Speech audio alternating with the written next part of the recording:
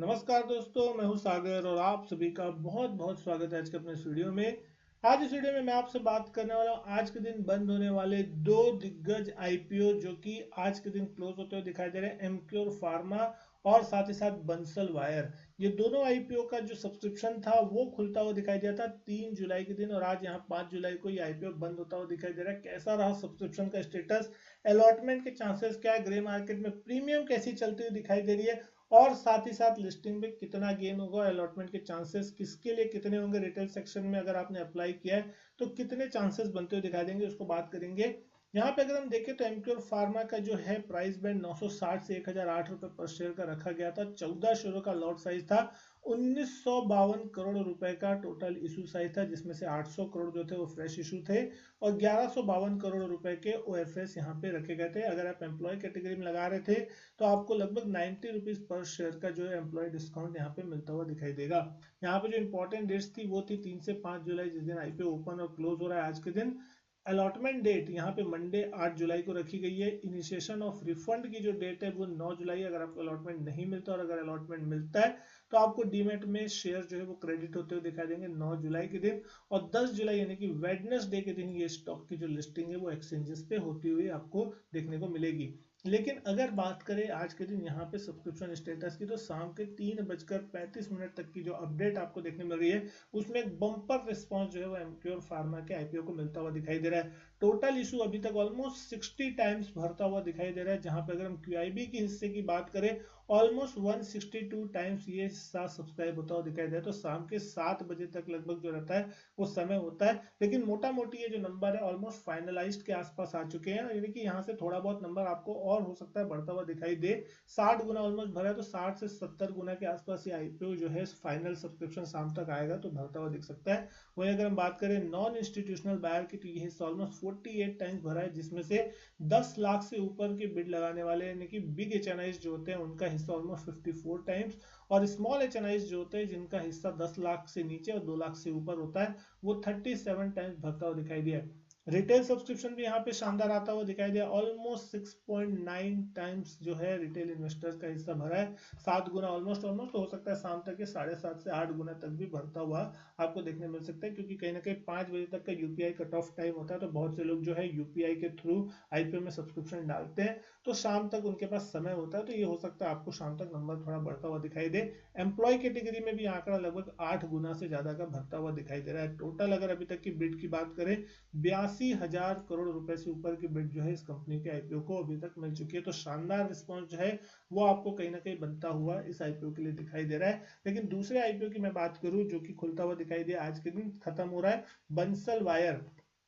3 जुलाई से 5 जुलाई के बीच आईपीओ खुलता हुआ दिखाई दिया, आज क्लोज हो रहा है। 243 से 256 रुपए की प्राइस बैंड थी। 58 शेयरों के लिए आप यहाँ बोली लगा सकते थे। 745 करोड़ का टोटल इशू साइज, जहां पे पूरा का पूरा ये 745 करोड़ फ्रेश इशू है, यहाँ पे कोई ओएफएस नहीं है। यहाँ पे एनएससी बीएससी पे इसकी लिस्टिंग होती हुई दिखाई देगी। डेट इंपॉर्टेंस जो है वो 3 से 5 जुलाई, जिसमें आईपीओ ओपन और क्लोज हो रहा है आज के दिन। 8 जुलाई को यहाँ पे अलॉटमेंट आता हुआ आपको दिखाई देगा। रिफंड मिलेगा 9 जुलाई को अगर अलॉटमेंट नहीं मिलता। 9 जुलाई को अगर आपको शेयर मिलते हैं, अलॉटमेंट मिलता है, तो क्रेडिट होंगे आपके डिमेट अकाउंट में और 10 जुलाई के दिन ये इसकी भी लिस्टिंग जो है एक्सचेंज में होगी। तो दोनों ही आईपीओ की जो लिस्टिंग है वो 10 जुलाई के दिन होती हुई दिखाई देगी और इसको भी किस तरीके का रिस्पांस मिलता हुआ दिख रहा है आप देख सकते हैं। 3:35 तक का इसका भी अपडेट जो है वो ऑलमोस्ट शानदार देखने को मिल रहा है। क्यूआईबी सेक्शन का हिस्सा ऑलमोस्ट 132 टाइम्स भरता हुआ दिखाई दिया है। वहीं नॉन इंस्टीट्यूशनल बायर का हिस्सा 53 टाइम्स भरा है, जहां पे बड़े एचएनआई जो 10 लाख से ऊपर की बोली लगाते हैं उनका हिस्सा 54 गुना और 10 लाख से नीचे की बोली लगाने वाले जो स्मॉल एचएनआई है उनका हिस्सा लगभग 50 गुना भरता हुआ दिखाई दे रहा है। रिटेल का भी जबरदस्त सब्सक्रिप्शन यहाँ पे देखने मिल रहा है, लगभग 13.4 टाइम्स ये सब्सक्रिप्शन रिटेल की तरफ से देखने मिल रहा है। तो अलॉटमेंट के जो चांसेस है वो यहाँ पे बहुत ही कम होते हुए दिखाई दे रहा है रिटेल्स के लिए खासकर, क्योंकि कहीं ना कहीं 13 में से एक लॉट जो है वो आपको सब्सक्रिप्शन मिलता हुआ दिखाई देगा। कि आपने अगर 13 लॉट लगाया तो एक लॉट आपको यहाँ पे मिल सकता है, ऐसा मान के चला जा सकता है, लेकिन वो ऐसा नहीं होता। 13 लोगों में से एक लोगों को यहाँ पे एक लॉट का सब्सक्रिप्शन मिलता हुआ शायद दिखाई दे सकता है। अब देखने वाली चीज होगी शाम तक क्या ये आंकड़ा 14-15 गुना तक बनता है या नहीं बनता, क्योंकि यहाँ पे अभी 56 टाइम ये इशू अभी पूरा भरा है और हो सकता है शाम तक ये आंकड़ा और भी बढ़ता हुआ दिखाई दे, 60-65 गुना भी हो जाए तो कोई बड़ी चीज नहीं है। 29,000 करोड़ से ऊपर की जो बोलियां हैं वो अभी तक फिलहाल मिल चुकी है। तो जिन किसी ने भी यहाँ पे लगाया है सब्सक्रिप्शन के लिए, वो उम्मीद करे कि यहाँ पे उनको अलॉटमेंट लग जाए और एक अच्छा खासा गेन जो है उनको आईपीओ के दिन मिलता हुआ दिखाई दे। लेकिन अब बात करेंगे ग्रे मार्केट में किस तरीके की जो प्रीमियम है वो यहाँ पे चलती हुई दिखाई दे रही है और किस तरीके का लिस्टिंग गेन जो है वो देखने मिल सकता है।